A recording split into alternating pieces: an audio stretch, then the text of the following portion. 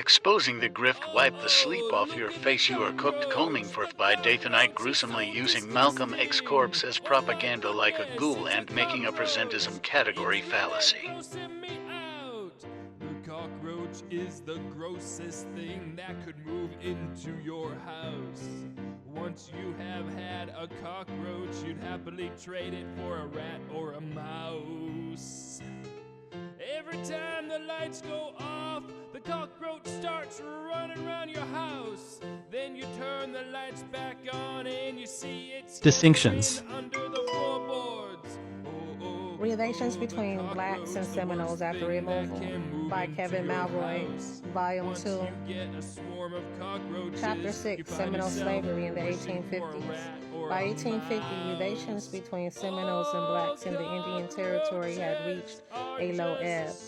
The problems had their roots in the initiatives taken by General Thomas S. Jessup during the Second Seminole War, and the policy adopted by the United States government in removing the Seminoles.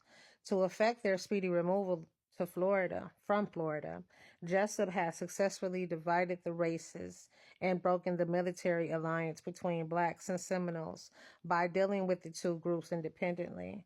While many of the Blacks had been promised their freedom if they would separate from Indians and remove to the west, the Seminoles had been assured that they would be allowed to retain their bona fide slave property in Indian Territory. After removal, Seminole suspicions that Blacks had procured a good deal for themselves at the Indians' expense had found early manifestation in their attacks upon leading Black interpreters, and as time had gone by, the two groups had become increasingly independent, separate, and estranged. The mutual interest and need that had categorized their earlier relations had been left behind in Florida, and in less than a decade, many Seminoles and Blacks had switched from being trusted allies to armed antagonists. So how do you go from being trusted allies to armed antagonists? And who are they talking about? We can see here clearly the distinction being made here between Black people and Seminoles. Now, we don't like this term Blacks. The Blacks, we know that's rooted in white supremacy. It dehumanizes, right? It's like calling women females. It's, the same dehumanizing thing. But we see the distinction between the two. So we see here where it says relations between Seminoles and Blacks. That's the first distinction in the Indian Territory, right? The problem had their roots in initiatives taken by General S. Jessup during the Second Seminole War, the policy adopted by the United States government in removing Seminoles to effect their speedy removal from Florida. He divided the races. The races were divided. He's speaking of two different races of people. How do you divide people that you can't tell the difference between? The argument is commonly advanced from the pretendian side of this ongoing debate, ongoing discussion, that there was some type of confusion where natives were rounded up and counted as Negro because they looked like the Africans. Well, how is that the case when we see here that there were tactics used to divide the races? If you can't distinguish who's who, how do you go about the task of dividing and turning groups against each other? Right? Based on race. So these two people groups did have a common enemy, which was this man, Jessup, and those like him, right? So he understood that he needed to um, make a fake allyship with one and use that to further and to advance their own cause by pitting people who are actually locking arms in order to take down a common enemy against each other. These were two different races. This was not divide and conquer people who look alike. These were two different people groups. Noming for the by day, the night is doing a classic category error and presentism trap, and it collapses once you restore historical context, language evolution, and General Jessup's own divide and conquer strategy. She tried to walk by us this pseudo-ass talking point of, oh, General Jessup said that this isn't a Indian war, it's a Negro war.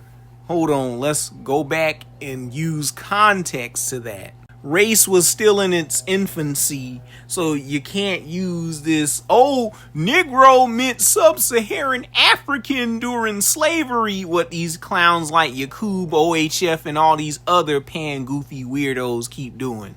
Jack D. Forbes warns against that within his own books, African Native Americans, Red Black Peoples, where he says in the introduction that Negro was applied to Asians, Native Americans, and Japanese and East Indians. You can't really use it to define somebody of being just African descent.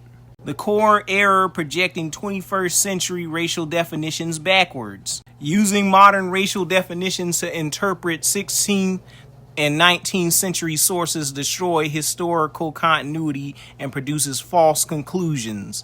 In the colonial period, Negro was not a fixed African race. It functioned as a legal economic category for enslavable or dominated peoples with dark skin. It included American Indians, Afro-Indigenous people, dark-skinned Asians, Arabs, mixed population, runaway maroon rebels. Race taxonomy was in its infancy, like I said, fluid, situational, and weaponized by colonial administrators, not a biological science. So when this clown reads black, Negro, or race as if it means modern sub-Saharan African only, she's already wrong.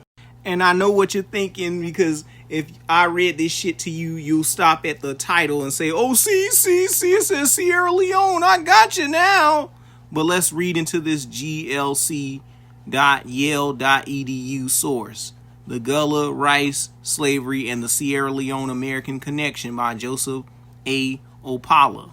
The Black Seminoles, Gullahs who escaped from slavery. The Black Seminoles are a small offshoot of the Gullah who escaped from the rice plantations in South Carolina and Georgia.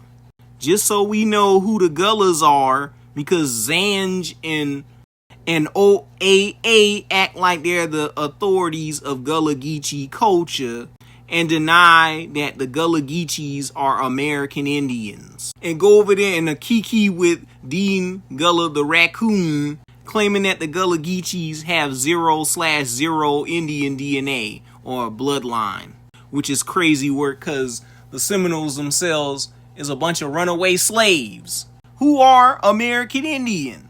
And in that time frame, General Jessup was not saying that the Seminoles were Mongolian versus Negroids. That's not what he's saying. We're working from a black-white dynamic at the time, so the census at that time did not include American Indian on the census until 1860. So American Indians would have been classified as either enslavable Negro or white persons at the time. They built their own settlements on the Florida frontier, fought a series of wars to preserve their freedom, and were scattered across North America. They have played a significant role in American history, but have never received the recognition they deserve. Let's briefly go back in time to see where Gullah Geechee gets his actual name from, and not some Mighty Morphin Power Ranger Megazord with OAA and Zanj and all these other weirdos that's sitting up here making themselves the authority of Gullah Geechee corridor, trying to claim that it's Angola, trying to claim it's Sierra Leone, Brighter Benin, Sao Tome, Cote d'Ivoire, whatever shit, Ghana, Nigeria. These are a Swahiliing of basically American Indian culture that you're highly neglecting. Here is the memoir of Hernando de Escalante Fontaneda, Prospecting, Florida, written in Spain about the year 1575. The origin of the word Gullah does not come from the red herrings of most niggas' selection is that of King Sebastian's butchering of Ngolo Nzambi Angola, or the Sierra Leonean Gullah geechee tribe. This is not even valid because these cultures are kilometers and miles away from each other. One is in Central Africa nearing the borderline of Namibia, and the other one is up there in the region of Northwest Africa, who would be classed as Sudanoid groups, whereas the Angolan groups would be considered Bantu. There is no Sudanoid culture that's going to form together with a Bantu culture and form like Voltron and become a coincidental tribe that got the same name within the southeastern woodlands. And your whole lot got the Six Nations calling themselves the Allegheny, and Harriet Tubman's own grandmother Modesty saying that she's Santee Sioux. People assume that it's Ashanti African, but they make several category errors with that because all they're going off of is the Melville J. Herskovitz, Lorenzo Dow Turner, and Zora Neale Hurston book of comparing cultures to each other, which is not scientific at all what Melville J. Herskovitz said, but they're making observations and coming to Africanism survivals over here when both Melville J. Herskovitz and E. Franklin Frazier's own Africanized debate does not come to a conclusion that these people come from Africa. You have modern scholars trying to use commercial DNA to make these people African. Shout out to Ongwe baby girl, and shout out to Samuel for this nuclear bomb that I'm about to drop on these moronic cunts. Let's get it.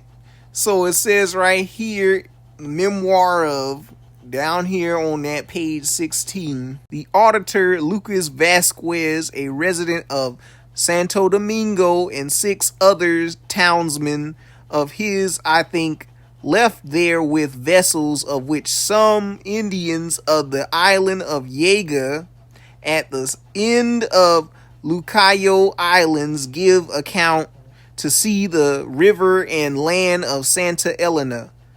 7 leagues of the north of these is a town which, instead of pronouncing it Ortiza, they who went there called it Chicora. What they say in Julie Dash's own film about the Gullah Geechee, they call that shit Chicora. And guess who there in that movie? Sekou. But we're going to continue reading this. So it says they who went there called it Chicora, and as to the other towns for Wali, they said Gualdape. Both Tariq Nasheed and the International African American Museum literally says that's the start of a so-called ethnogenesis, but we know we not no fucking ethnogenesis because we don't know the identities of these alleged Africans dropped off in the year 1526. In that time, if a Negro from alleged Africa was there, they were free or indentured people. They were not enslaved. The main people that were chattel slaves in the colonial era all the way up to the revolution and thereafter would have been Indians. This is where you're getting your origins of your Gullah Geechee from the Bayagula, and you're getting it from the Yuchi Hichiti ethnic group calling they shit Ogeechee River. You got Mobilin, you got Hichiti Miccosukee ethnic groups there. In Sapelo Islands, the Timkua, the Jaga, and all that. They're not no random hodgepodge of West Central Africans being dropped off over here and creating a Swahili broken English ass language called Creole. They all coming together and forming a new confederation during the resituation of these European colonies, such as Spanish Florida in the West Indies, becoming yamasee. Some Gullah slaves managed to escape from coastal South Carolina and Georgia south into the Florida Peninsula. In the 18th century, Florida was a vast tropical wilderness covered with jungles and malaria-ridden swamps. The Spanish claimed Florida, but they used it only as a buffer between the British colonies and their own settled territories farther south. They wanted to keep Florida as a dangerous wilderness frontier, so they offered a refuge to escaped slaves and renegade Indians from neighboring South Carolina and Georgia. And Pan Goofies stop right there when it says escaped slaves and Indians. See, it made a distinction. It made a distinction that the slaves were a different race from the Indians because they are Africans. No, that's a category error as well. The Gullahs were establishing their own free settlements in the Florida wilderness by at least the late 1700s. Example, you got Fort Mose General Francisco Mendez, right? According to his story, these Spaniards was calling him a Mandingo based off of parish marriage registry and Spanish baptismal records. There is no documentation of this man saying out his own mouth that he came from the Mandinka African village. That's what records claim that he came from, saying that these people were runaway Mandingo Africans. When Francisco was enslaved, he was enslaved under the British. And E. Franklin Frazier warns us about these slave narratives with claims of born in Africa when he was just about 10 years old and can't remember where the hell he's from. And a lot of these European colonists were actually training American Indian children that they stolen from their own villages and trying to convince them that they came from a foreign land elsewhere. But my point to talk about Francisco Mendez is he was called a Criollo, and a Criollo means a person born in a place. It has nothing to do with title of meaning a foreign person that came over here. It means a person that was born in that colony. Criollo was used to define Spaniards that were born within the colonies of Latin America, making a distinction between foreign Spaniards that's freshly coming in versus the ones that first arrived with the first conquistas settling in those areas. It lines up perfectly with what they're saying right here on this passage. Right in 1764, you had a whole bunch of Negro landowners in St. Augustine, Florida, whom were free right before the Revolutionary War and the establishment of the United States. Shout out to Sammy. They built separate villages of the thatch roof houses surrounded by fields of corn and swamp rice. The same type of thatch housing that you find amongst the Muskogos Negroes in Mexico. And they maintain friendly relations with the mixed population of refugee Indians. In time, the two groups came to view themselves as part of the same loosely organized tribe in which blacks held important positions of leadership. The Gullahs adopted Indian clothing, while the Indians acquired a taste for rice and appreciation for Gullah music and folklore, but the Gullahs were physically more suited to the tropical climate and possessed an indispensable knowledge of tropical agriculture, and without their assistance, the Indians would not have been able to cope effectively with the Florida environment. We just got done reading that the Gullah themselves are Indians and that their name did not come from red herrings of West Central African randoms, when their name comes from the indigenous groups from South Carolina, the Wali. Stop with the fuck shit. Dodge the hijack, as Coremio would say. The two groups led an independent life in the wilderness of northern Florida, rearing several generations of children in freedom, and they recognized the American settlers and slave owners as their common enemy. The Americans called the Florida Indians Seminoles from the Spanish word Cimarron, meaning wild or untamed, and they called the runaway Gullahs Seminole Negroes.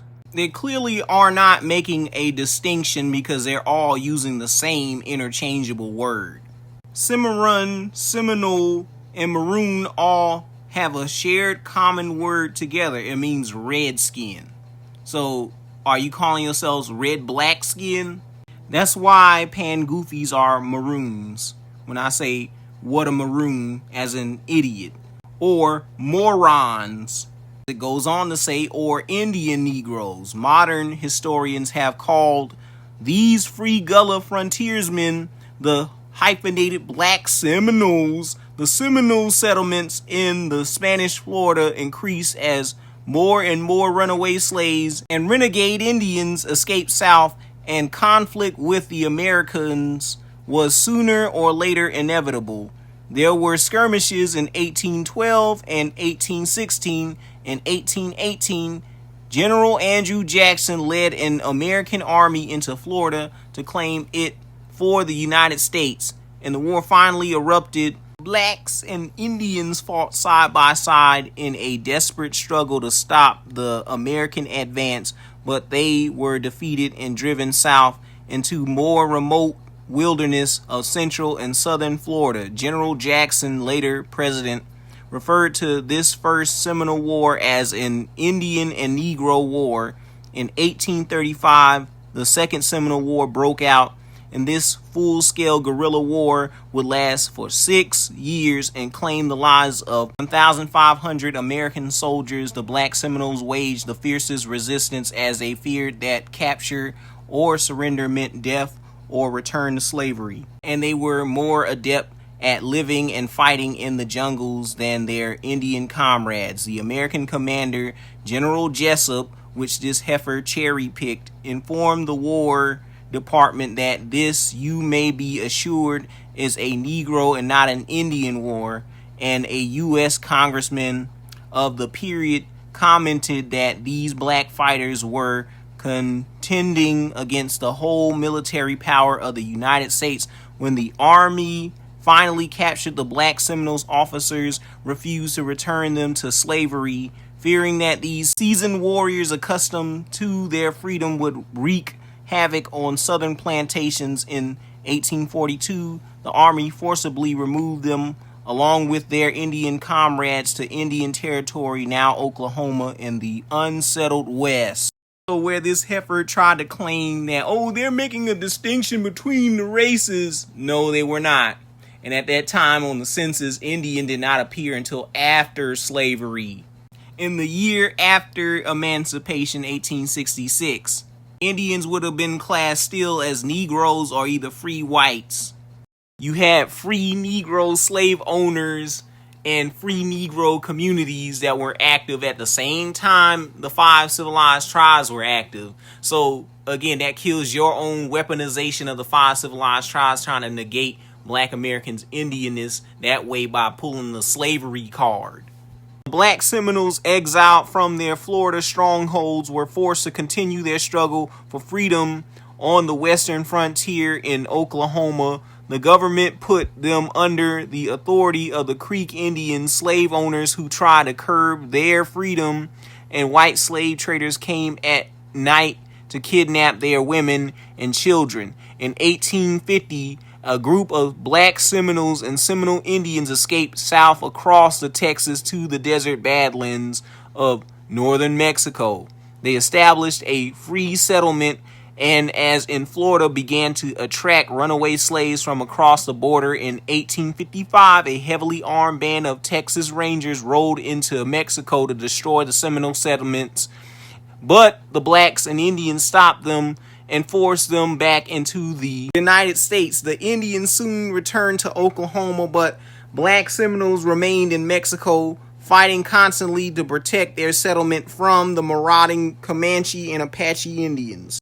In the 1870s, after emancipation of the slaves in the United States, the U.S. Cavalry in southern Texas invited some of the black Seminoles to return and join the U.S. Army, and it officially established the Seminole Negro Indian Scouts in 1875. 3 of the scouts won the Congressional Medal of Honor, America's highest military decoration in a single engagement with Comanche Indians on the Pescos River. The black Seminoles had fled the rice plantations, built their own free settlements in Florida wilderness, and then fought almost continuously for 50 years to preserve their freedom. It is little wonder they should provide some of the finest soldiers in the United States cavalry. Today, there are still small black Seminole communities scattered by war across North America and the West Indies. So that means that the Yamasee is not extinct. They're still alive. They're just simply called African Americans and or West Indian Caribbean Negroes. The black Indians lived on Andros Island in the Bahamas, where their ancestors escaped from Florida. You also got Muskogos Negroes alive today that celebrate Juneteenth, so that means that the Seminole Negroes, the Yamasee, Geechee, Miccosukee people did not die out. It's just that their languages did. They're deemed dead on paper, but they're still around. The bloodline is still there. It's just that you got these pan-goofies and these Mongol-centrics claiming that they are dead. That's perpetuating the vanishing Indian myth. Our people dispersed from Florida or stayed in those southeastern woodland corridors after the First Seminole War, and the Seminole freedmen, the largest group, lived in rural Seminole County, Oklahoma, where they are still official members of the Seminole Indian Nation. The Muskogos dwell in the dusty desert town in the town of Nacimiento in the state of Coahuila in northern Mexico. And finally, the Scouts live in Brackertville, Texas, outside the walls of the old fort where their grandfathers served in the United States Cavalry. These groups have lost almost all contact with one another, but they have all retained the memory of their ancestors. This paper also forgets that their relatives also still reside in South Carolina, North Carolina, Virginia, Alabama, Louisiana, etc., etc. Because Queen Quet went down there to Nacimiento and spoke to them in the Gullah dialect, and they could understand some of her words, but theirs is mixed in with Spanish. But they have all retained the memory of their ancestors' gallant fight for freedom in the Florida wilderness. In the 1978, Dr. Ian Hancock discovered that elders among the Texas Scouts still speak a dialect of Gullah 140 years after their ancestors were exiled from Florida. And Gummy the Dummy tried to argue with me about the origins of my own fucking culture when this nigga ran away from his Ghanaian and Malayan cultures in Africa, trying to tell us what our culture is. That's crazy work. And claiming that the Yamasee is extinct, that's crazy work. They're not extinct. They're still around. They're called Gullah Geechee. They're called Seminoles. They're called Oklawaha. Gummy, Zanj, and OAA are not the authorities over Gullah Geechee culture and history.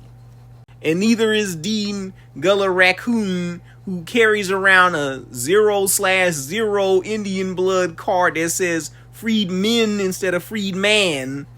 Let's see who this Ian Hancock person is. Oh, look, it's a fucking cracker just like Melville J. Herskovich trying to claim some African survivals was maintained over here when most niggas hit a wall of slavery and cannot prove beyond some lookership shit that E. Franklin Frazier warned about. He just compared some lingua franca Ebonics to some Ebonics in Africa and said, see, y'all African based off of this broken English syntax. And that combined with a biased reference panel that's geared towards only collecting 14 regions from living people in Africa, not deceased people from the time of the transatlantic slave trade, they're sitting up here and concluding that black Americans aren't Indians based off of a limited reference panel that does not have American Indian DNA, and they're bypassing looking into the linguistics of the Gullah languages, matching up with indigenous American dialects such as Mobilan or Geechee, Miccosukee, Choctaw, Chickasaw, Biloxi, and all these other groups of Muskogee dialect within the southeastern woodlands. This is intentional because They want a nice and neat liberal NGO narrative to where they want to paint niggas as just some African foreigners. They want to paint a Mongoloid-only American continent theory, and they want to keep black Americans away from obtaining actual reparations, restitution, and repatriation to getting some actual positions and power and sovereignty. Making up phony-ass African survivals that never maintained amongst black Americans once they hit the shores of North America, because there weren't that many slaves brought into the South Carolina region from West Africa. It was mostly Indian slaves. So Mr. Hancock said that he discovered that the elders among the Texas Scouts still speak a dialect of Gullah 140 years after their ancestors were exiled from Florida, and as much as 200 years after their early ancestors escaped from rice plantations in South Carolina and Georgia. In 1980s, the writer found that elderly people among the Oklahoma Seminole freedmen also speak Gullah, while many younger people remember words and phrases once used by their grandparents. Both the Oklahoma and Texas groups thought deeply conscious of their Florida heritage and were unaware of their connection with the Gullah in South Carolina and Georgia. They did not know precisely where their slave ancestors had come from before fleeing into the Florida wilderness. The Oklahoma Seminole freedmen still possess a rich traditional culture combining with alleged African and American Indian elements. I would argue that there is no African combination because these are universal things that Pan-Africanists picks out as red herrings. As, see, they got basket weaving in Africa, so does American Indians. Oh, they got drums in Africa, so that makes you African. There's drums in America. Oh, African do breakdancing and footwork, so does American Indians. You see, y'all just self-hating on Africa. Y'all just trying to remove yourself from Africa. What about the African? First of all, Africans don't give a goddamn fuck about you niggas claiming to be from there. You don't have a tribe from there, and it's been cut off several generations. So it's safe to say that you're just simply an American, dude. They continue to eat rice. Okay, there's wild rice in the Americas that's been cultivated by American Indian ethnic groups for thousands of years, such as the pseudo rice, wild rice, and other cereal grains. And plus African specimens of rice like the brown and red rice did not make it over here. It was mostly Asian samples and farmed and cultivated with wild rice. A major staple that's missing besides rice from West African diet would be millet. So that already debunks the Africans was brought to cultivate the rice in the southern plantations when Indians would already have the knowledge without an African. So saying this is uniquely a part of an characteristic of an African diet, sometimes applying a sauce of okra or spinach leaves, that's pseudo, because some of these plants were already found in the Americas without African intervention and European colonialism. You already had gumbo in the Americas. It's called Cumbo by the Choctaw. You already had peanuts in the Americas and goobers. You already had several plants that existed in the Americas without Europeans bringing in invasive species over here and trying to accredit it to some African slave narrative. Like the Gullah and like their distant relatives in West Africa, based off of who Dr. Ian Hancock and your Melville J. Herskovitz, Lorenzo Dow Turner, and Zora Neale Hurston Africanizing the culture. When you have people that oppose it, such as Clarence E. Walker, who Mongol-centrics love to use to try and gaslight black American Afrocentrics that uphold blackness of Egypt, or E. Franklin Frazier, who I mentioned, who had a debate with Melville J. Herskovitz about African survivals within the Americas in the Negro Family in the United States book. Here's another source, Sketch of the Seminole War and Sketches During a Campaign by a Lieutenant of the Left Wing, William Ragg. Could with difficulty be brought in. They had driven off stock of every description and what could be found was procured at such hazard and could not be kept away from their range any length of time. Butchers and fishermen were employed nearly all their time in keeping guard, and common stores such as hard bread and pork were not to be had.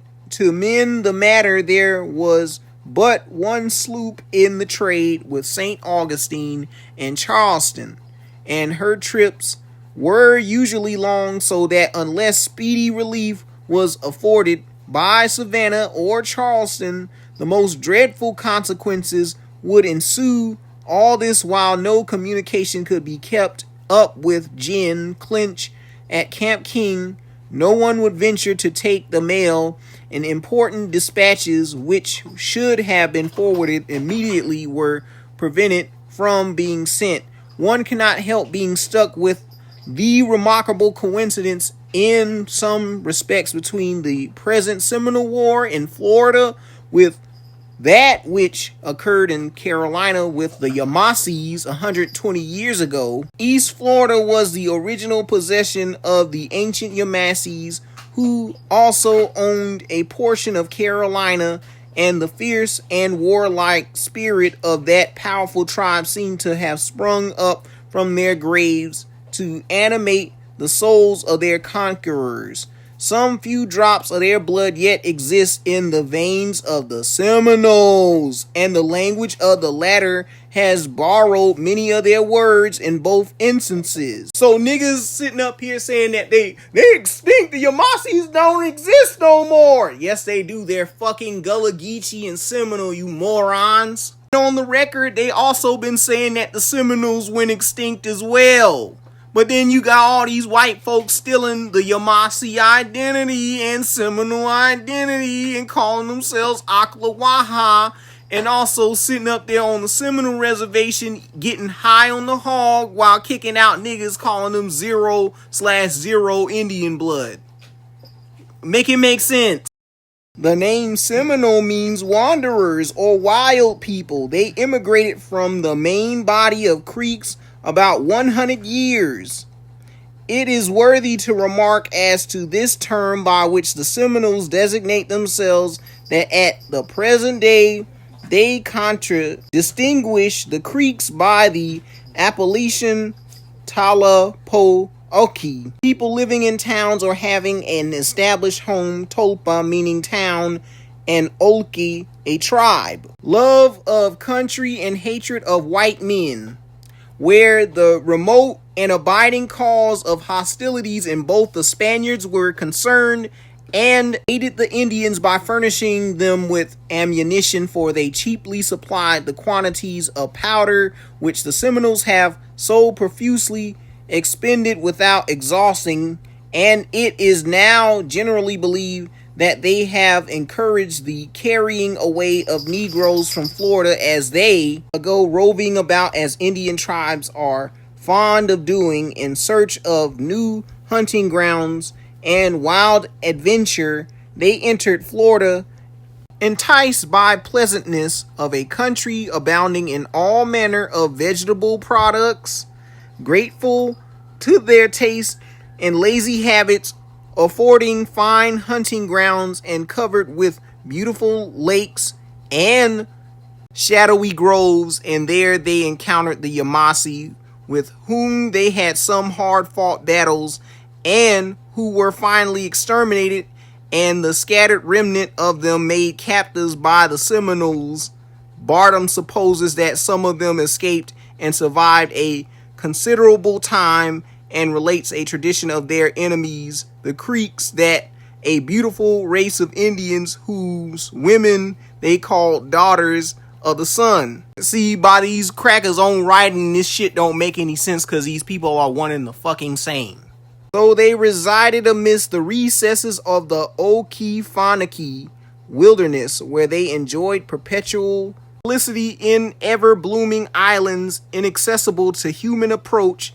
This terrestrial paradise, situated in a beautiful lake, they related had been seen by some of their enterprising hunters, who, being lost in inextricable swamps and hogs, were on the point of perishing but received unexpected relief from these beautiful women who kindly gave them such provisions as they had with them fruits, oranges, dates, and sea, but enjoyed them to fly for safety to their own country, as their husbands were fierce men and cruel to strangers. It is probable he imagines that this fable took its rise from a fugitive remnant of the Yamasees who found a refuge in this swamp and were perhaps, after a lapse of time, accidentally seen by some of the hunters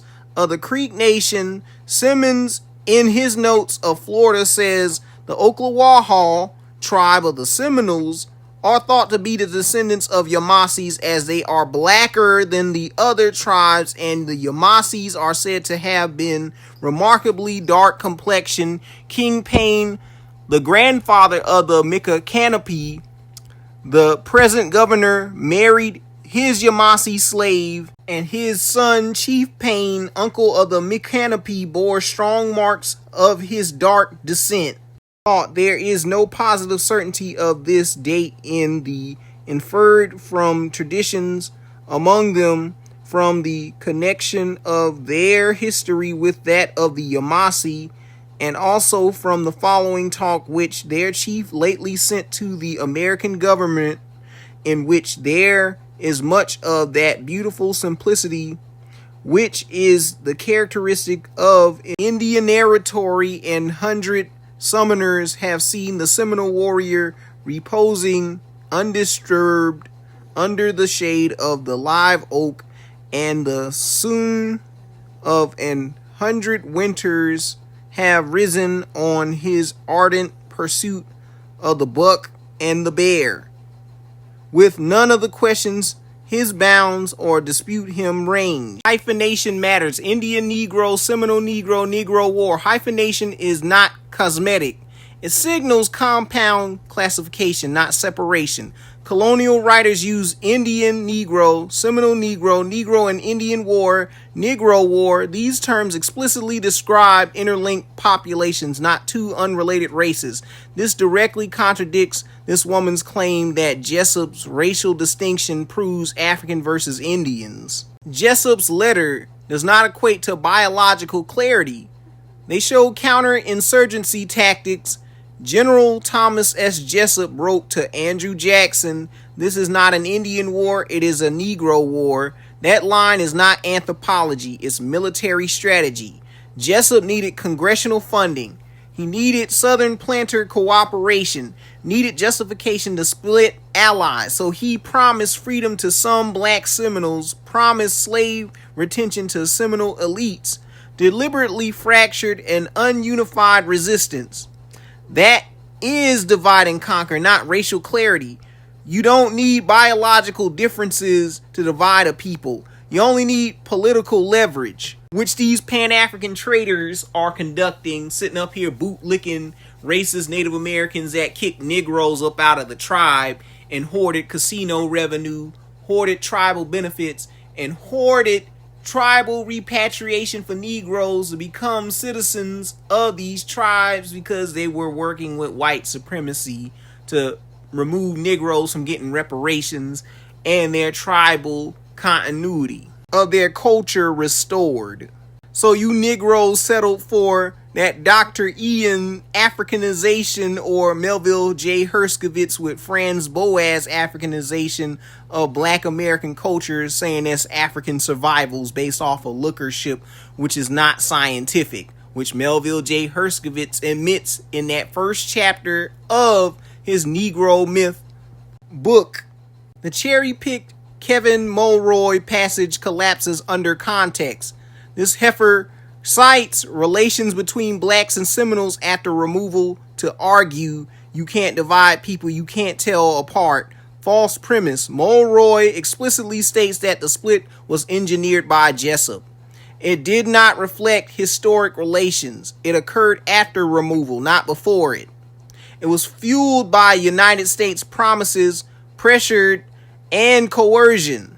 This is a key sentence that this heifer ignores. The mutual interest that had characterized their earlier relations had been left behind in Florida, meaning they were allies first. They were classed together as Negroids by white colonists. Separated artificially, under colonial pressure, they divided.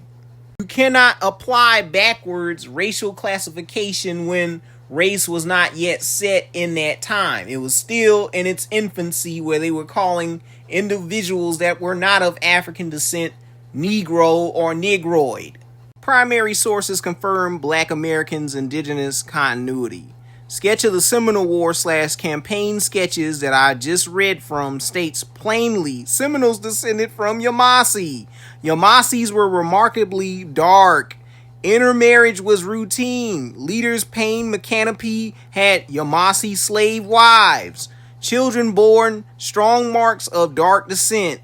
That's not African importation, that's indigenous ethnogenesis. So hyphenating the Gullah geechees as black Seminoles and trying to claim that they're Africans when I just broke down where Gullah geechee came from, which is Muskegean Yamasee lineages. They're both called Negroes.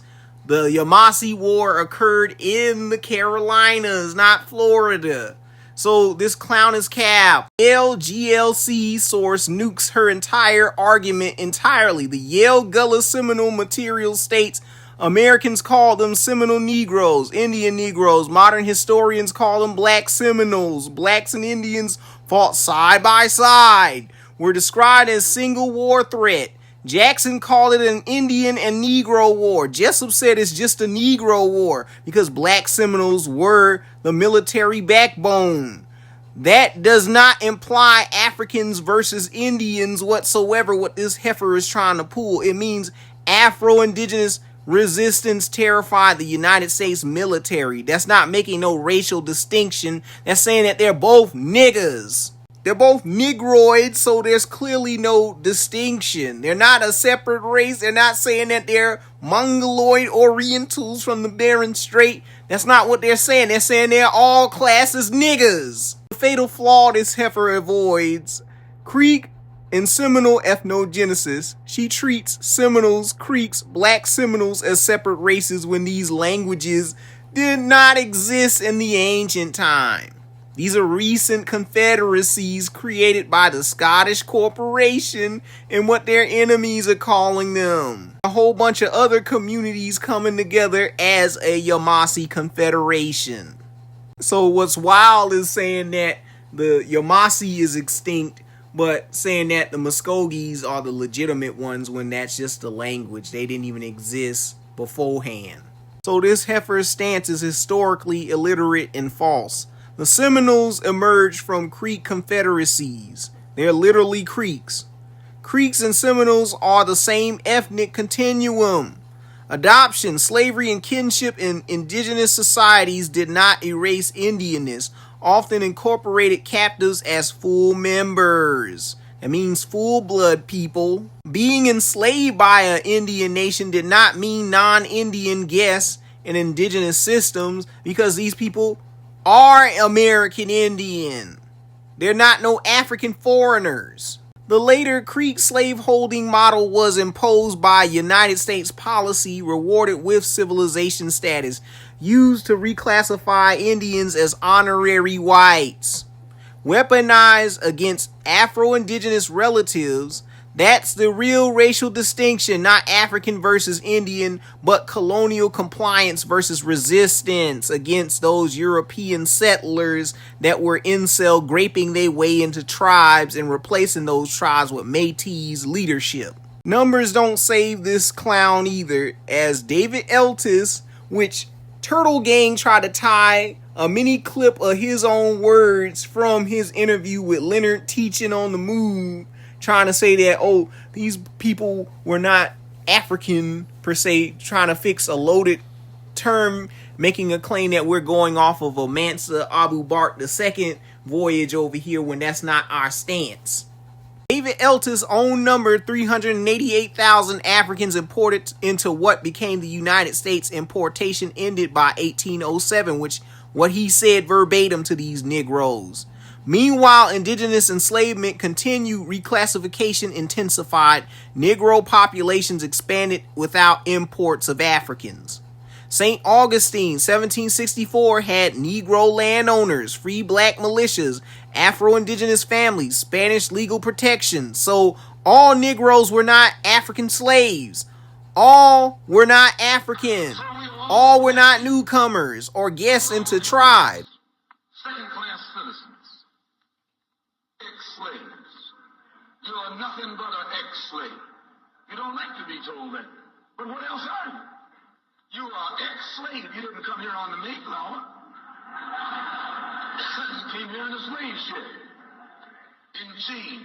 Trotting out Malcolm X's corpse as a pretendian police gatekeep leans on a frozen early Malcolm quote while ignoring Malcolm's evolution, his contradictions, and broader black intellectual record. When you restore context, that whole move collapses. The Malcolm X quote is being weaponized out of time.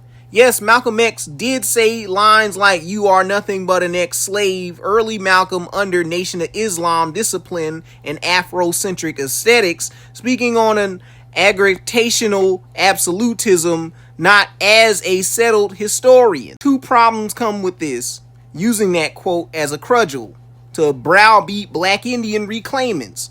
Malcolm X changed his position by the end of his life once he came back from his Back to Africa trip.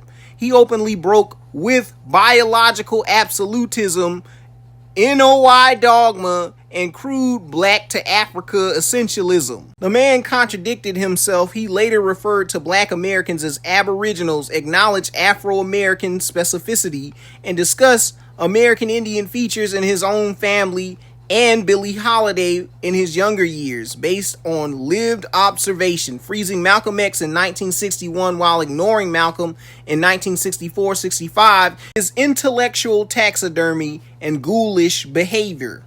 Even Malcolm's own peers checked him publicly. Malcolm didn't exist in a vacuum, and his contemporaries corrected him, such as Bayard Rustin, took repeated jabs at Malcolm's romanticized African-centric nationalism and ethno-state thinking. John Henry Clark pushed back at Malcolm's cultural policing, e.g. pork, Islam as Africanness, reminding him that Africa isn't Muslim, monolithic, or anti-pork. He said this in his Mary Lefkowitz Not Out of Africa debate with this woman when he was talking about how it's a danger to sit up here and romanticize Africa while ignoring American retentions. Civil rights organizers consistently argued that black American culture is homegrown, southern or northeastern, indigenous inflicted, not imported wholesale from Africa. So when someone today uses early Malcolm as a bludgeoning tool towards black Indian reclaimants, they're ignoring the live debate Malcolm was already losing amongst his own people,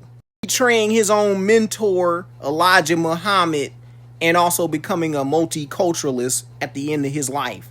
The slave ship equates to African assumption is historically false. This is the quiet part that nobody wants to deal with. Indians enslaved in the Southeast and Northeast Caribbean and Spanish Florida, indigenous people were sold as Negroes. Negro was a legal economic category, not a DNA label. Free Negro landowners existed in places like St. Augustine in the 1700s. Importation ended in 1807, yet Negro populations expanded through reclassification, not as African arrival. So repeating "you came from a slave ship, we African" as a universal truth is historically illiterate. Black intellectual openly named indigenous reality. This isn't fringe, it's mainstream black thought before DNA grifting existed. Booker T. Washington identified Negroes as American, not foreign Africans. Carter G. Woodson documented indigenous continuity amongst so-called Negro populations. William Lawrence Katz cited black Indian intermixture as foundational, not exceptional. James Baldwin famously observed that watching Westerns revealed the truth that the Negroes were the Indians. James Meredith explicitly identified as American Indian. Adam Clayton Powell Jr. and Sr. acknowledged indigenous ancestry while operating inside Negro politics as a preacher. Alex Haley documented Scottish Cherokee lineage. Jesse Jackson also acknowledged Cherokee ancestry. This wasn't taboo, it was normal until post-1960 ideology hardened identity into sloganary Indian is doing colonial work, calling black Americans pretendian while accepting DNA-only Africanness, ignoring indigenous enslavement, reclassification, adoption, and kinship systems, and black intellectual history is not radical. It's colonial housekeeping by a bunch of house niggas. It polices black Americans into foreignness, dependency, permanent exile from the land, no claim to indigeneity, sovereignty, or reparative justice. That's why this slur sticks, because it protects settler narratives. Misusing Malcolm X this way is ironic because late Malcolm would have roasted it. He rejected static identity. He rejected blind nationalism towards a cult like the Nation of Islam and Pan-Africanism. He rejected intellectual cowardice. He believed in self-correction, freezing him in a Bantu-centric soundbite while screaming, "Pretendian, you self-hate your African self. You're trying to erase Native Americans" at black Americans isn't honoring Malcolm. It's ventriloquizing his corpse for colonial ends. Noming for the by day, the night argument fails because she uses modern racial meanings on colonial texts, ignores hyphenated classifications, treats Jessup propaganda as anthropology, cherry picks post-removal conflict as original reality, erases Yamasee Creek Seminole continuity, confuses colonial racecraft with biology and DNA tests. This isn't history, it's presentist ideology laundering. My receipts hold, her framework doesn't.